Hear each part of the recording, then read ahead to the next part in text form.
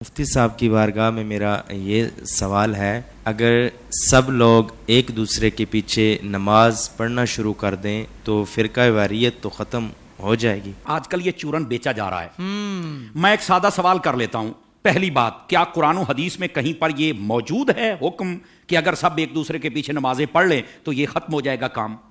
کوئی دلیل؟ کہا جی یہ تو نہیں ہے۔ میں نے کہا نہیں ہے نا، تو پھر میری دوسری بات بتائیے۔ اگر کسی بندے کی قراءت ٹھیک نہیں، یعنی وہ قرآن صحیح نہیں پڑھ سکتا، اس کے پیچھے نماز ہو جائے گی؟ بولے نہیں، اس کے پیچھے تو نماز نہیں ہوگی۔ تو میں ایک سادہ بات کہنے لگا ہوں، سارا سمجھ آ جانا چاہیے۔ جس کا قرآن ٹھیک نہیں ہے، جب اس کے پیچھے نماز نہیں ہوتی، تو جس کا ایمان ٹھیک نہیں ہے اس کے پیچھے ہماری نماز کیسے ہو جائے گی؟ کیا کہنے علامہ صاحب۔ بات دراصل یہ نہیں کہ کس کے پیچھے نماز پڑھنی، بات یہ کہ جو مصلی پر کھڑا ہے نا، آپ نے دیکھنا اس کا عقیدہ بھی درست ہے کہ نہیں ہے۔ جی جی جی جی جی میں آپ کو اس سے بھی ایک سادہ مثال دے دیتا ہوں۔ دیکھیے، ہم پیچھے کھڑے ہیں، ہم نے کہا پیچھے سے امام کے اللہ اکبر، بھائی جو مصلی پہ کھڑا ہے حضرت، وہ بھی تو دیکھو نا یہ کس امام کے پیچھے ہے۔ آیا کہ یزید کو امام کہنے والا ہے یا حسین کو امام کہنے والا ہے؟ کیا کہنے، تو ذرا اس بات کو سمجھو نا۔ حالانکہ جب حضرت امام حسین کو ہم امام کہتے ہیں تو ہم بیچ میں صحابہ کرام علیہم رضوان کا لحاظ بھی رکھتے ہیں، یہ یاد رکھ لیجئے۔ لیکن میں نے ایک اشارہ دیا ہے۔ آقا کریم علیہ السلام نے ارشاد فرمایا، ان اللہ اختارنی واختار لی اصحابی واختار لی منہم اربع۔ فرمایا اللہ نے سب سے پہلے میرا انتخاب فرمایا، میرے بعد میرے صحابہ کا انتخاب فرمایا، پھر میرے لیے ان میں سے 4 کو چنا، حق 4 یار بھی آ گئے، ٹھیک ہے۔ پھر اس کے بعد فرمایا، اس کے مختلف پہلو آگے ہیں، مختلف الالفاظ والطرق والسند، یہ روایت ہے، لیکن ایک روایت یہ بھی ہے، فرمایا ان قریب ایک قوم آئے گی، ینتقصونہم ویسبون اصحابی، جو میرے صحابہ کرام میں سے نقص نکالے گی، عیب نکالے گی اور گالیاں دے گی۔ فرمایا جب یہ آئے تو حضور ہم نے کیا کرنا ہے؟ فرمایا لا تواکلوہم ولا تشاربوہم ولا تسلموا علیہم ولا تسلوا معہم ولا تناکحوہم، او کما قال علیہ السلام۔ میرے آقا کریم علیہ السلام نے فرمایا نہ ان کو سلام کہنا ہے، نہ جواب دینا ہے، نہ رشتہ دینا ہے، نہ لینا ہے، نہ روٹی پکا کے ڈالنی ہے، نہ ان کے ساتھ کھانی ہے۔ اور میرے نبی کریم علیہ السلام نے فرمایا مر جائیں تو جنازہ نہیں پڑھنا، ان کے ساتھ نماز نہیں پڑھنی، سمجھ آ رہی؟ ان کے ساتھ نکاح نہیں کرنا۔ تو میں نے کہا یہ ہمیں چورن مت بیچو، ہم نے حضور کی حدیث پڑھی ہوئی ہے۔ اگر کوئی چاہتا ہے کہ ہمارے سامنے کھڑا ہو کر ہمارا امام بنے، امام بننے سے پہلے بندہ بن کے مجھے یہ بھی بتائے تیرا نبی کے بارے میں کیا عقیدہ ہے، تیرا صحابہ کے بارے میں کیا عقیدہ ہے، تیرا افضلیت صدیق اکبر بکار بارے میں کیا عقیدہ ہے، تو کل صحابہ کو جنتی مانتا ہے یا نہیں مانتا، تو نبی پاک کی اہل بیت کے بارے میں کیا کہتا ہے، یہ سارے عقیدے مجھے بتا دے، میں تیرے پیچھے کھڑا ہو کے نماز پڑھ لوں گا۔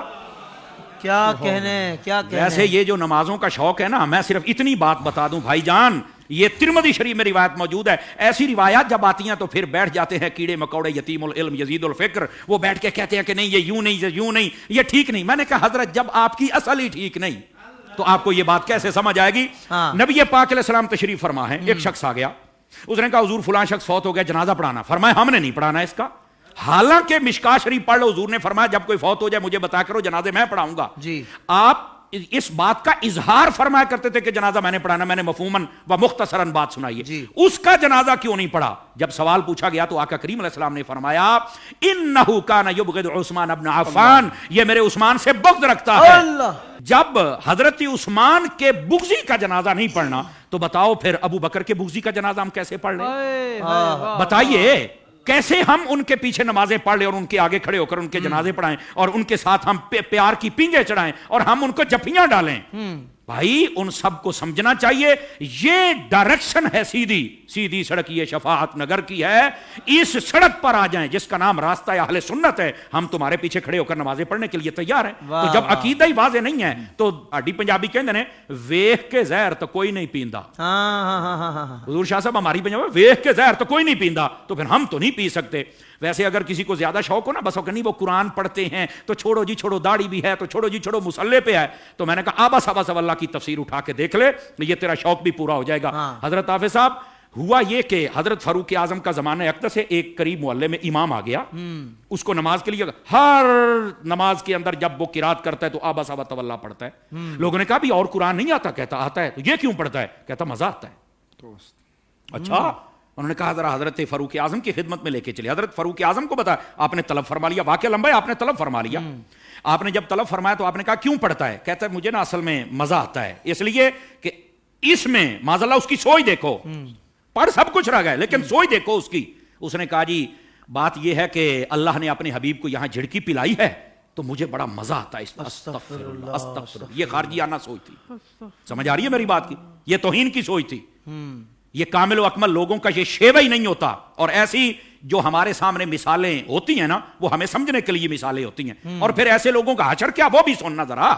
ٹھیک ہے. حضرت فاروق اعظم نے اچھا تجھے مزہ آتا ہے؟ کہا بالکل.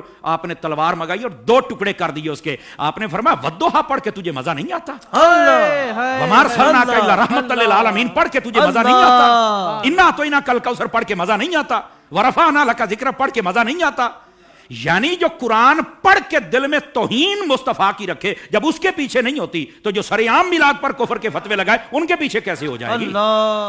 سوشل میڈیا پر اسلام کی صحیح تعلیمات جاننے کے لیے ابھی حافظ سائر قادری کا نیا YouTube channel Islamic digital studio subscribe کر لیں اور ہاں نوٹیفیکیشن بیل آئیکن کو بھی پریس کر لیں تاکہ ہماری نئی ویڈیوز آپ تک بر وقت پہنچ سکے.